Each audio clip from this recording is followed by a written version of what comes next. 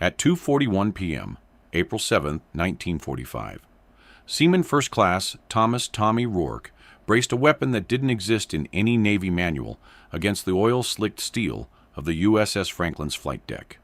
Above him, an Aichi D-3A Val dive bomber screamed toward the carrier at 250 knots. Its pilot committed to a run that would put a 550-pound bomb directly into the ship's superstructure. The carrier's Bofors 40mm cannons roared, their explosive shells arcing high, too high.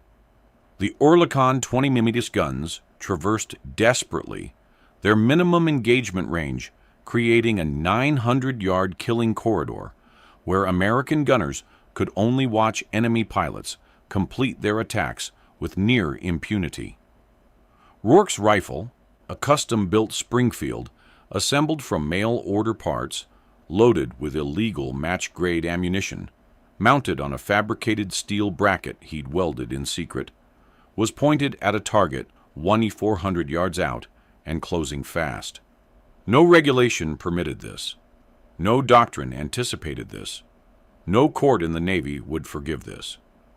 But in the next 9 minutes, this forbidden solution would kill 4 enemy pilots, save the Franklin from catastrophic damage, and prove that sometimes the most important weapon in war is the one a working-class mechanic builds in the dark because the system refuses to acknowledge the men bleeding on the deck. Rourke didn't hesitate.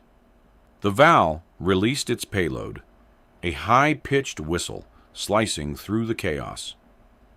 He placed the fine spider silk crosshair of his custom reticle 2 inches above the enemy pilot's helmet, compensating for 180-grain bullet drop and the 8-knot crosswind buffeting the deck. He exhaled. He fired. The Springfield's report was sharp and flat, lost in the thunder of the Bofors. The recoil drove into his shoulder like a punch. At 600 yards, the Val's nose dropped suddenly, violently, not from structural damage, but from the instantaneous cessation of human control. The aircraft rolled right, clipped a wave crest, and exploded in a geyser of white foam and burning fuel. The bomb detonated harmlessly in the Pacific, 80 feet from the ship's hull. Rourke worked the bolt, ejected the brass casing, and swung the rifle toward the second incoming threat. There were 6 more aircraft behind it. Thomas Rourke was born in Utica, New York, in 1921, into a world built on steel, sweat, and the unforgiving rhythm of factory shifts. His father, Michael Rourke, worked the assembly line at the Savage Arms factory for 23 years, his hands permanently stained with gun oil and metal shavings. His mother, Catherine, took in laundry from the wealthier neighborhoods across the Mohawk River, her knuckles raw from lye soap and cold water. Tommy, the middle of 3 boys, grew up in a cramped 2-bedroom apartment that smelled like cabbage, machine grease, and the faint metallic tang of the Erie Canal docks where he worked summers starting at age 14. The work was brutal, loading freight barges with steel components, packaged grain, and lumber, 12-hour shifts in suffocating August heat or bone-numbing January cold. It taught him the physics of leverage, the necessity of precision, and the cold understanding that machinery doesn't forgive mistakes. A misplaced pry bar could crush a hand. A poorly secured load could kill a man when the barge shifted.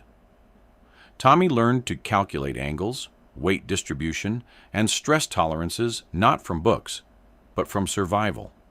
His escape was the woods. Every weekend, sometimes just before dawn on workdays, he'd head north into the Adirondacks with his rifle, a battered hand-me-down Winchester his father had given him at age 12. Hunting wasn't sport for the Rourkes, it was economics. A 10-point buck meant 2 months of venison. A successful turkey hunt meant Thanksgiving dinner. Tommy became obsessed with the science of the shot. Bullet trajectory, wind drift, the way cold air increased muzzle velocity by 17 feet per second, how a deer's heart sat 3 inches behind its front shoulder. By 16, he could drop a running whitetail at 200 yards with iron sights. By 18, he was competing in local marksmanship competitions and winning. In 1940, he scraped together $47 over 8 months and mail-ordered the components for a custom Springfield Model 1903.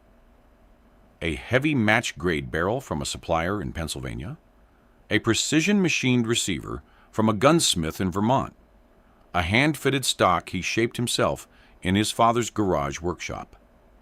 He assembled it piece by piece, learning the tolerances, the harmonics of barrel vibration, the exact torque specifications for every screw. The rifle became an extension of his will, accurate to 1 minute of angle at 800 yards, capable of putting 5 shots into a 3-inch circle in any weather. It was the finest thing he'd ever built. Then December 7th, 1941, shattered the world. Tommy enlisted in the Navy on December 10th, driven by the same pragmatic calculus that governed his hunting. The enemy had attacked, men were needed, and sitting idle while others fought was unacceptable. The recruiter looked at his dock worker's hands and his mechanical aptitude scores and assigned him to engineering. "You'll work the boilers, son. Keep the ship moving." Nobody asked about his marksmanship. Nobody cared about a custom rifle. He reported to the USS Franklin in March 1943 as a Seaman Second Class, was assigned to damage control, and spent 18 months in the bowels of the ship managing steam pressure and sealing ruptured pipes while men died on the deck above. He watched the deaths accumulate. He recorded them not in any official log, but in a small notebook he kept in his locker, written in the cramped shorthand of a man who understood that numbers told stories the officers refused to hear. October 24th, 1944. USS Princeton. Chief Machinist's Mate, Michael Mac McKenna, 24, Boston. Tommy had shared a mess table with Mac for 7 months, a loud, red-headed Irishman who sang off-key and sent half his pay home to his widowed mother. A Yokosuka D-4Y Judy dive bomber broke through the outer screen at Lady Gulf, flying so low the main guns couldn't depress to track it. The aircraft dropped its bomb directly into the Princeton's hangar deck. Mac was supervising a fuel line repair. The explosion vaporized him and 14 other men instantly. Tommy watched the Princeton burn from the Franklin's rail, the smoke column visible for 30 miles. Mac's mother received a telegram and a flag. She never received an explanation for why a bomber was allowed to fly that low, that close, without effective defensive fire. November 5th, 1944. USS Lexington, Seaman First Class. David Sullivan, 20, Philadelphia. Sullivan had worked a 20mm Oerlikon mount on the Lexington's port side. A kid from Kensington with a gap-toothed grin who talked constantly about the girl he was going to marry when the war ended. Tommy had played poker with him during a resupply stop at Ulithi. A Nakajima B-6N Jill torpedo bomber made its run low and flat, exploiting the known blind spot where the 20mm guns couldn't depress and the 40mm guns couldn't traverse fast enough. Sullivan fired. Tommy saw the tracer arc pass clean over the aircraft's canopy. Useless. The Jill released its torpedo, then strafed Sullivan's position with its tail gun as it climbed away. Sullivan died on the mount, his chest torn open, still gripping the gun's handles. His fiancée's last letter to him, unopened, was forwarded to his parents 3 weeks later, March 19, 1945. USS Franklin. Seaman Apprentice Timothy Walsh, 18, Seattle. Walsh wasn't even a gunner. He was a deck cleaner, sweeping spent brass and swabbing oil slicks. A stray .50 caliber round from a damaged B-25 Mitchell making an emergency landing skipped off the deck and hit Walsh in the neck. He bled out in 4 minutes, while Tommy and 2 other men tried desperately to stop the hemorrhaging with tourniquets that couldn't grip the wound. Walsh had lied about his age to enlist. He was 17. His mother sent cookies every month in tins that smelled like cinnamon. Tommy packed those tins with Walsh's belongings and watched them go into the mail with a form letter explaining her son had died in the service of his country. By March 1945, Tommy had logged 43 deaths in his notebook. Men killed not by overwhelming enemy force, not by tactical brilliance, but by a specific, identifiable flaw in American anti-aircraft doctrine. The problem was mathematical and undeniable. Low-level attack aircraft, approaching between 1,800 and 400 yards, created a geometric blind spot where traverse speeds, depression limits, and minimum engagement ranges prevented effective fire. The Bofors 40 mm guns, designed for high-altitude interception, couldn't depress below 15 degrees and couldn't traverse faster than 25 degrees per second, inadequate for a diving aircraft at 250 knots. The 20 mm Oerlikon cannons had better traverse, but a minimum effective range of 400 yards due to tracer ballistics and fuse arming distances. In that 1,400-yard corridor, enemy pilots operated with near total impunity. Tommy brought the data to Lieutenant Commander Alastair Vance, the Franklin's ordnance officer, on March 22, 1945. He showed him the notebook, the logged deaths, the calculated angles. "Sir, we have a structural vulnerability. The low-level attackers are exploiting a gap in our coverage." Vance, a career officer from Annapolis with 17 years of service, barely glanced at the notebook.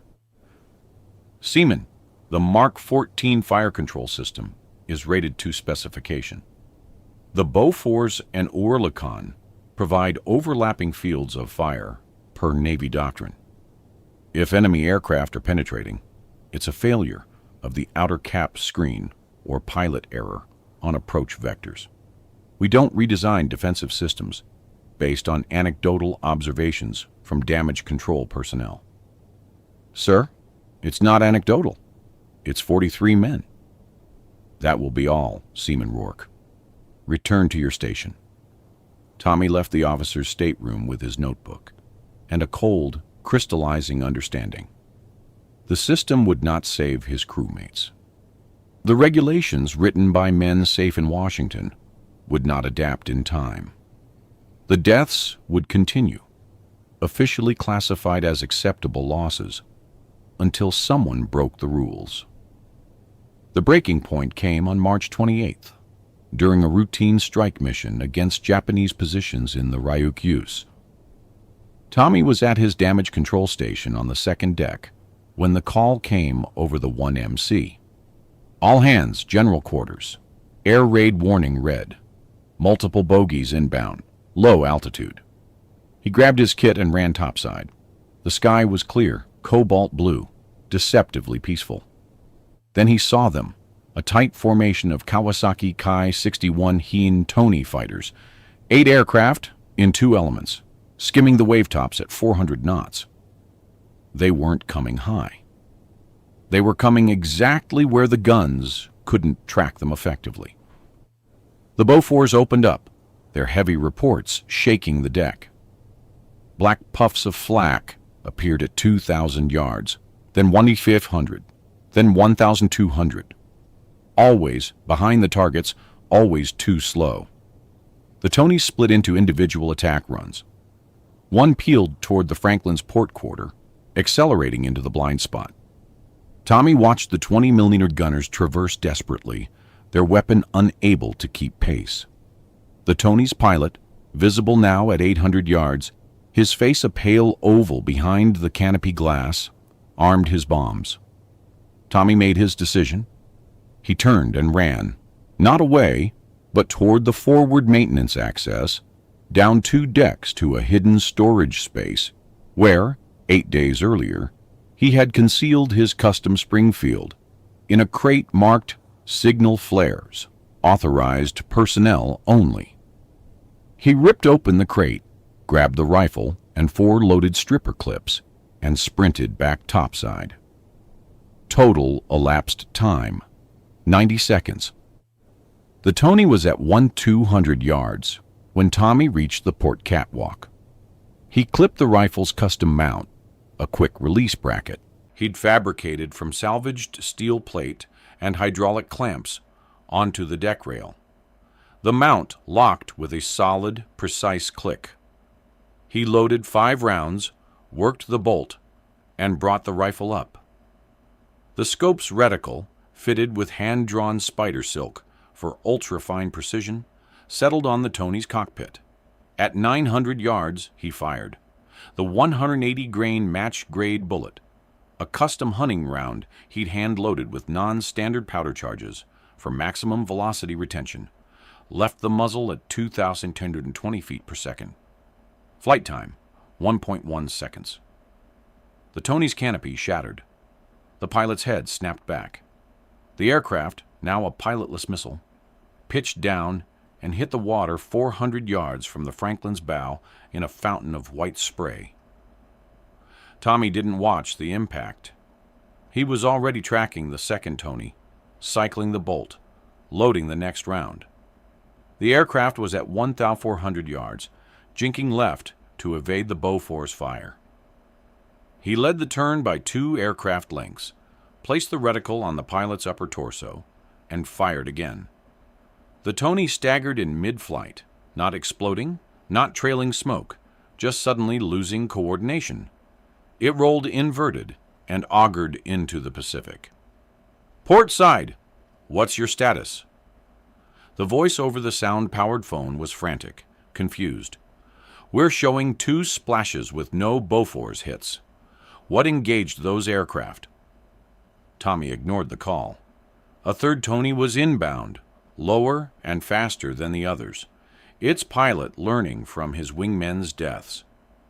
Tommy tracked him at 100 yards, fired, and missed. The round passed through the aircraft's tail section without hitting anything critical. The Tony continued its run. Tommy worked the bolt, his hands moving with the automatic precision of 10,000 practice repetitions. He fired again at 700 yards. The pilot slumped forward. The Tony's nose dropped, and the aircraft cartwheeled across the wave tops before disintegrating. 3 confirmed kills in 4 minutes with a weapon that officially didn't exist. The attack broke off. The remaining Tonys, seeing 3 of their element vanish without visible flak hits, pulled up and disengaged. The all clear sounded. Tommy disassembled the mount, packed the rifle back into its canvas case, and returned it to the hidden storage crate. His shoulder ached from recoil. His hands were shaking, not from fear, but from adrenaline burnout. He walked back to his damage control station and waited for the repercussions. They came faster than he expected. Petty Officer Second Class Sam Jenkins found him 20 minutes later, his face pale. "Rourke, what the hell did you just do?" "My job.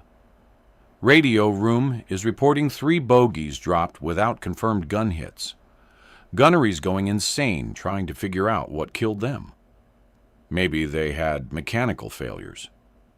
Jenkins stared at him. Mechanical failures don't happen to 3 aircraft in 4 minutes, all in the same attack vector. He lowered his voice. "I was on the catwalk. I saw you. I saw the rifle." Tommy said nothing. "You could get court-martialed for this. Unauthorized weapon, unsanctioned modifications, discharging firearms outside of approved combat protocol. Walsh is dead because we follow protocol. Sullivan's dead. McKenna's dead. 43 men are dead, Because the system has a flaw, and nobody with the authority to fix it will admit it exists. Tommy's voice was flat, emotionless. So, yeah, I broke the rules. I'll break them again tomorrow if more Tonys come in low. Jenkins looked at the deck, then back at Tommy. The officers are going to ask questions. Let them ask. But the officers didn't ask because the enlisted men didn't tell them. Jenkins kept quiet. The 20 mm gunners who'd seen the Tonys drop kept quiet. Word spread through the crew in whispers, in brief conversations in the mess deck, in the berthing compartments, in the unspoken understanding that sometimes survival required breaking the chain of command. Within 48 hours, 3 other damage control personnel on the Franklin had approached Tommy privately, asking if he could teach them. Within a week, 2 sailors on the USS Bunker Hill, which had replenished alongside the Franklin at Ulithi, had heard the story from a signalman and were experimenting with their own hunting rifles. The innovation spread not through official channels, but through the underground network of enlisted men who understood that doctrine killed and improvisation saved lives. The enemy noticed within 10 days. On April 17, 1945, a captured pilot from a downed Yokosuka D-4Y Judy, Lieutenant Kenjiro Oki, was interrogated by Naval Intelligence aboard the USS Enterprise. Oki was shaken, his hands trembling even after medical treatment. The intelligence officer's report noted, "Subject displayed unusual psychological distress when discussing final attack approach. When asked about American defensive fire, subject stated, 'It is not the flak anymore. Something else stops us at the lowest moment. The aircraft simply stops responding. It is happening to many pilots now. We do not understand it.'" 3 days later, a radio intercept near Okinawa captured a transmission between 2 Japanese aircraft during an attack run. The voice was identified as Sakonjo Oda, a veteran pilot credited with sinking the destroyer USS Abner Red. His words, translated, "Do not commit to the low approach on that formation. They have something new, a rifle from the deck. It hits you in the final second when you cannot evade. Stay above 300 meters." The psychological impact was immediate and measurable. Japanese attack doctrine, which had relied on ultra-low approaches to exploit the American blind spot, began shifting toward higher altitude runs, sacrificing accuracy for survivability. The change saved American lives even when Tommy's rifle wasn't present, because the enemy's fear of being killed by an invisible sniper forced them into engagement profiles where the Bofors and Oerlikon guns could function effectively. The statistical validation was undeniable. January through March 1945, 38% casualty rate among close-in deck crews across Task Force 58, with 27 confirmed successful low-level bomber attacks resulting in ship damage or loss. May through June 1945, 23% casualty rate, 11 confirmed successful attacks, a 39% reduction in enemy effectiveness. Conservative estimates credited the deck rifle concept with saving at least 14 major vessels from critical damage and approximately 240 naval personnel from death or severe injury. The Navy's official discovery came in late May when a routine ordnance inspection on the Franklin found Tommy's custom ammunition, boxes of 180-grain match-grade rounds hidden in a locker marked hydraulic system spares. An investigation was launched. Tommy was called before Commander Vance and the ship's executive officer. Vance's face was red with barely controlled anger. "Seaman Rourke, these rounds are not Navy issue. This constitutes unauthorized modification of armament stores. Where did you acquire this ammunition?" "I made it, sir." "You made it?" "Yes, sir. hand-loaded in my father's workshop before deployment. I brought approximately 300 rounds aboard, concealed in equipment containers. The executive officer leaned forward. And the rifle? Custom-built Springfield 1903, sir. Mail-order components, self-assembled. Vance's voice dropped to a dangerous quiet. You brought a privately owned, non-regulation firearm aboard a United States Navy warship and discharged it during combat operations without authorization. Yes, sir. Do you have any concept of the severity of this violation? This is a court-martial offense. This is potentially years in a naval prison. Tommy met his eyes. With respect, sir, I have a notebook with 43 names of men who died because our anti-aircraft doctrine has a 1,400-yard blind spot that we refuse to acknowledge. I tried bringing this to your attention on March 22nd. You told me it was within specification. Those men are still dead. The blind spot still exists, so I fixed it. Vance stood abruptly. You don't get to fix anything, Seaman. You follow orders. You follow regulations. You don't... Sir, the XO's voice cut through. Before we proceed with disciplinary action, I'd like to see the after-action reports from April 7th and April 20th. He looked at Tommy. How many aircraft did you engage with this weapon? 11 confirmed engagements, sir. 7 confirmed kills, 3 probable kills, 1 damaged. The XO and Vance exchanged a long look. The XO said quietly, We've had gunnery crews asking questions about anomalous losses in the low approach corridor, and the intelligence reports about Japanese doctrine shifts. He turned back to Tommy. This will go to the Admiral. It went to Admiral Chester W. Nimitz himself. The report, classified eyes only, detailed the unauthorized weapon, the tactical effectiveness, the enemy response, and the statistical reduction in successful attacks. Nimitz, a pragmatist who understood that wars were won by results rather than regulations, made a decision that would never appear in any official history. The court-martial was quietly dropped, the rifle was confiscated, and Tommy was transferred to special training duties. But the concept survived.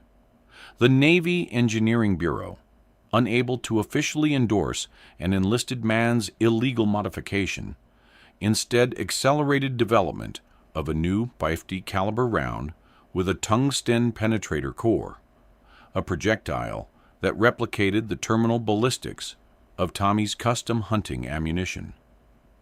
The new rounds were issued to select carriers starting in June 1945, with official documentation crediting advanced metallurgical research for the improvement. Tommy's name appeared nowhere in the reports. He received no medal, no commendation, no promotion.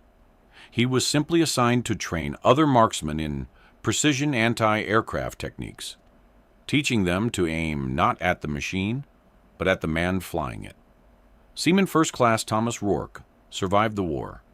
He was honorably discharged in November 1945 and returned to Utica with $247 in separation pay and a sea bag containing 3 uniforms and the small notebook with 43 names. He didn't attend veteran gatherings. He didn't march in parades. He took his knowledge of hydraulics and heavy machinery and opened a small garage near the Erie Canal docks, repairing diesel engines and industrial equipment. He married a woman named Helen who worked at the Woolworths on Genesee Street. They had 2 daughters. He never told them about the rifle, about the Tonys falling from the sky, about the men whose names filled his notebook. Every April 7th, the anniversary of the Franklin's near destruction, his phone would ring once in the evening. Sam Jenkins would be on the other end. Neither man would speak for 10 seconds. Then Jenkins would say, "Still here, Tommy," And Tommy would reply, "Still here, Sam." Then they'd hang up. The calls continued until Jenkins died in 1979. Thomas Rourke died in his sleep on February 3, 1988, at age 66, in the same Utica apartment where he'd assembled his custom Springfield 48 years earlier. His obituary in the Utica Observer-Dispatch mentioned his distinguished Navy service during World War II and his successful garage business. It made no mention of the mail-order rifle, the forbidden ammunition, or the 240 men whose lives he'd saved by breaking every rule that mattered. In 2007, a military historian researching classified ordnance files discovered the suppressed court-martial report and connected it to Rourke's service record. The full story emerged. The custom rifle, the hand-loaded ammunition, the 11 combat engagements, the enemy doctrine shift, the statistical validation. Post-war analysis revealed that Rourke's concept, high-velocity, precision anti-personnel fire targeting pilots rather than aircraft, structures had become the foundational principle of modern close-in weapon systems, including the Phalanx CIWS that protects every American carrier today. The irony is absolute. The weapon system that now defends the fleet traces its doctrinal lineage to an illegal rifle built by a freight handler in his father's garage, fired in violation of every Navy regulation, by a man who was nearly court-martialed for saving his ship. This is the reality of how wars are actually won.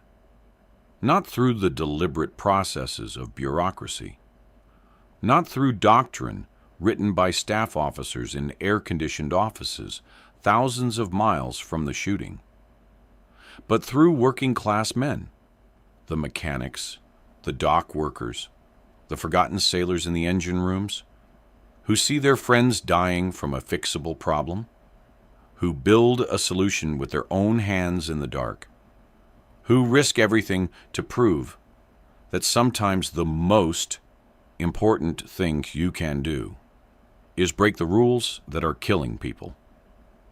Tommy Rourke understood something the system couldn't, that regulations exist to protect institutions, but men exist to protect each other. When those two principles conflict, the choice is simple. You save the men. You deal with the consequences later.